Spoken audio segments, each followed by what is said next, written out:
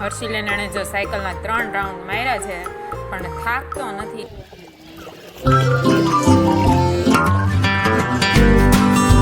Hey guys, welcome back to my channel.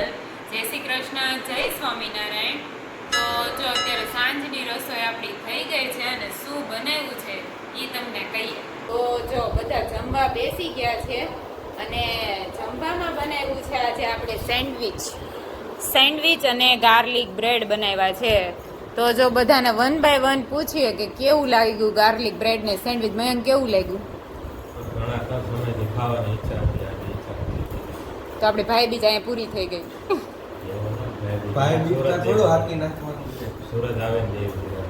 એવું છે તો પછી બેન બીજે આપણે દેવી પડે. તને કેવું લાગ્યું હર્ષિલ? મને સુપર લાગ્યું. ગાર્લિક બ્રેડનો ટેસ્ટ મને તો બહુ સારો. બ્રેડની ક્વોલિટી અહીંયા અલગ છે સુરત કરતાં. બધું સારું લાગ્યું. ઓહો હો હો. જો સેન્ડવિચ તમને કેવી લાગી સંદીપ? બસ બીજું કાંઈ નથી બોલવું. રહેવાતું નથી એકઈથી. અને જો અહીંયા ભાભી લોકો સેન્ડવિચ ને ગાર્લિક બ્રેડ તૈયાર કરે છે તો આ બાજુ તૈયાર થાય છે આપણું ગાર્લિક અને આ બાજુ તૈયાર થાય છે સેન્ડવિચ. થાકી ગયા બંને?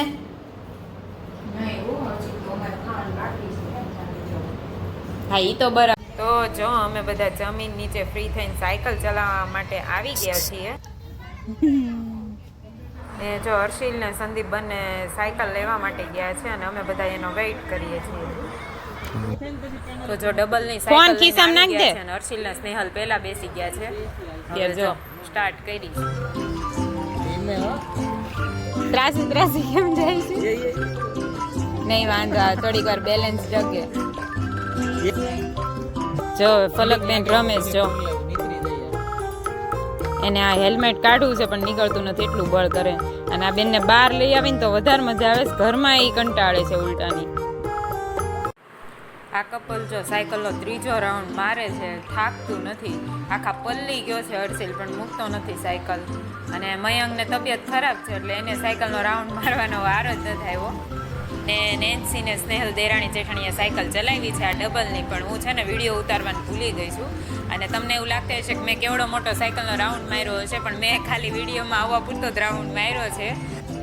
તો જો બીજા દિવસની બપોર થઈ ગઈ છે અને બપોરે બધા જમવા બેસી ગયા છીએ.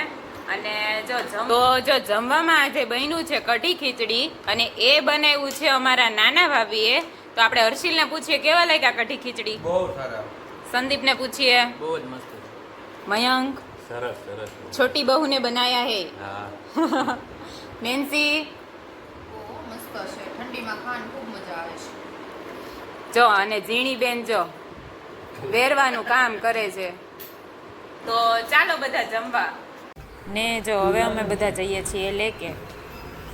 ને અમે જો લેક પર પહોંચી ગયા છીએ. ખાલી તમે આ પક્ષીઓનો અવાજ સાંભળો, કેટલું મસ્ત અવાજ આવે છે.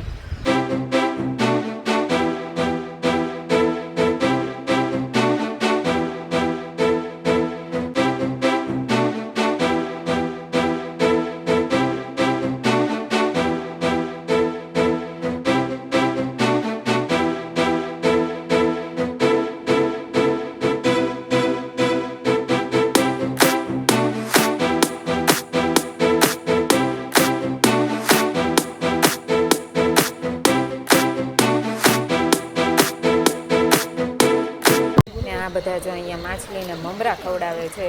નેન્સીને છે, સંદીપ છે અને હર્ષિલને એ બંને જણા છે. અને માછલી એટલી બધી છે ને કે વાત જાજો. ગમે એટલું ખવડાવવા લાવો ને તોય ઓછું પડે એવું છે. અને મોટી મોટી બહુ માછલી છે. અને હવે જો હું ખવડાવવા માટે આવી ગઈ છું. અને જો તમે માછલી જોવો એક વખત મોઢું ખોલીને ખાય. જો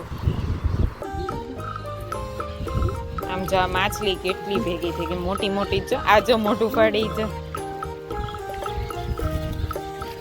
જો કેવું મોઢું છે. ફટાફટ ખાઈ સમજો. ગમે એટલું ખવડાવશો ને ઓછું પડશે.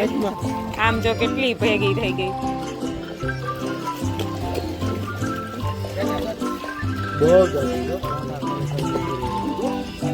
જેટલું ખવડાવવાનું ઓછું જ પડે.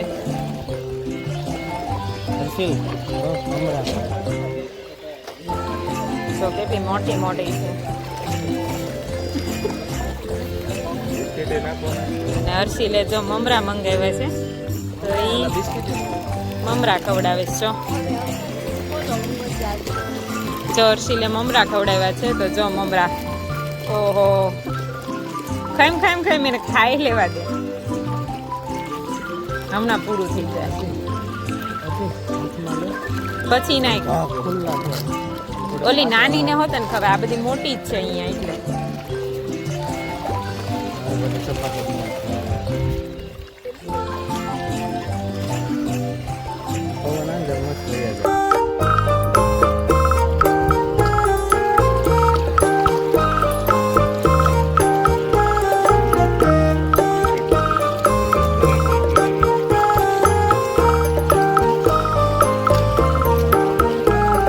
તો જો પેલા બે કપલ છે ને ફોટોગ્રાફી કરતા હતા ને તો અમે આવો અહીંયા ટાઈમ પાસ કરતા હતા અને અહીંયા લેકેથી પછી અમે ગયા હતા મોલમાં અને મોલમાં શું શું કર્યું એ જોવા માટે મારો નેક્સ્ટ વ્લોગ જોવાનું ભૂલતા નહીં.